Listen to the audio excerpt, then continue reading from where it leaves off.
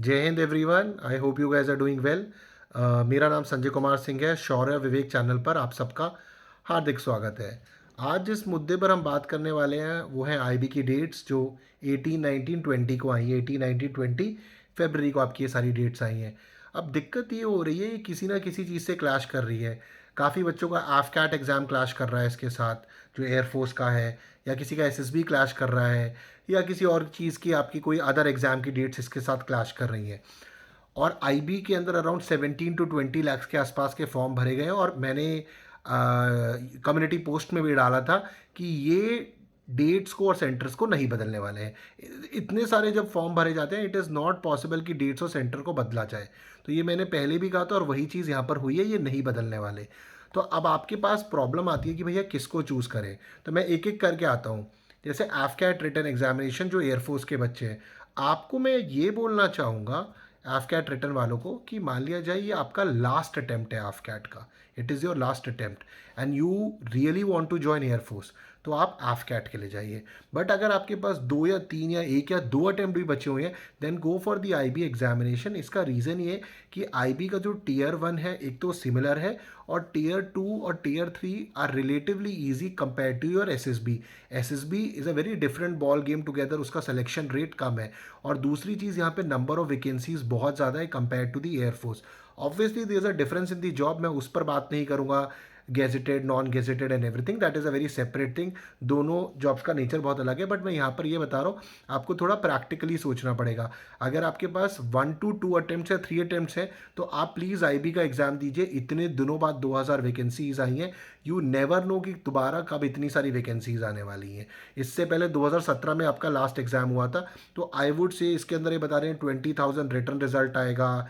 फिर 10,000 के बाद टीयर 2 के बाद टीयर 1 और टीयर 2 के बाद इंटरव्यू के लिए कॉल करेंगे। So I would recommend you, if you have attempts for AFCAT, then you can go for the IB examination इन दोनों में। बट अगर आपका एफकेट लास्ट अटेम्प्ट है and you are dedicated to go for AFCAT, then you can make your choice.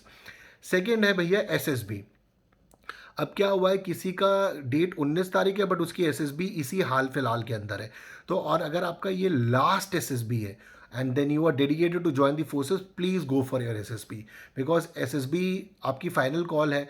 तो उसके अंदर आप जा सकते हैं। बट अब मान लिया जाए ये एसएसबी है और जिस एंट्री के लिए आप जा रहे हैं वहाँ पर सिर्फ एक सीट है, then it is a very risky thing to do. ठीक है, बट आप इसी ऐसी एंट्री पे जा रहे हैं जहाँ पर number of seats are higher, then you can take a call what to go for it और नॉट। और अगर आपके पास अभी एसएसबी के काफ़ी सारे मौके हैं और आपके पास एज लिमिट है, then you can go for the IB examination. That would be my recommendation. क्योंकि प्रैक्टिकली क्या होगा कि आपके पास एक जॉब आ जाएगी, और फिर जब आप नेक्स्ट एसएसबी में जाओगे आपका पीआईक्यू बदल जाएगा and you can say that भैया मेरे पास तो एक जॉब है। ठीक है, मेरे पास एक अच्छी खासी जॉब है और इम्पैक्ट अच्छा पड़ेगा आपका। तो एसएसबी के कॉल में मैं यही कहूँगा, if it is your last SSB then you can take the call for the SSB.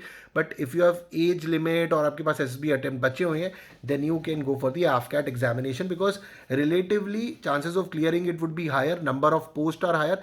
और जब तक इसकी दोबारा ज्वाइनिंग आएगी, जब तक इसकी ज्वाइनिंग आएगी उस बीच में आप अलग अलग एसएसबी दे सकते हैं और हायर कॉन्फिडेंस के साथ देंगे if you get selected in this.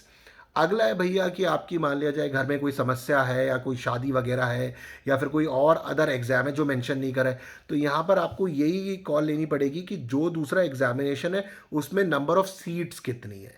ठीक है, आपके चांसेस ऑफ सिलेक्शन कितने हाई हैं, आपकी तैयारी कैसी है, and then you compare with the number of seats out hair.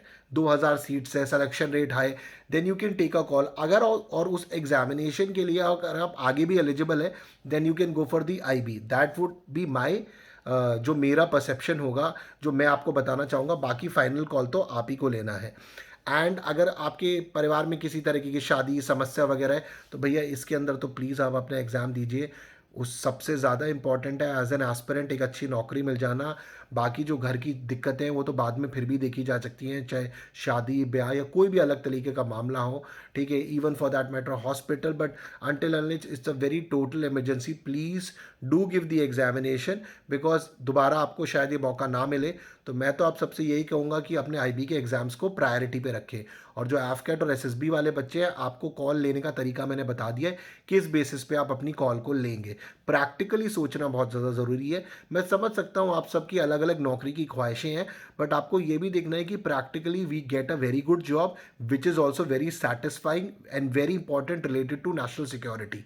ठीक है, और उसके बाद you can take calls for the other jobs if the age eligibility is there.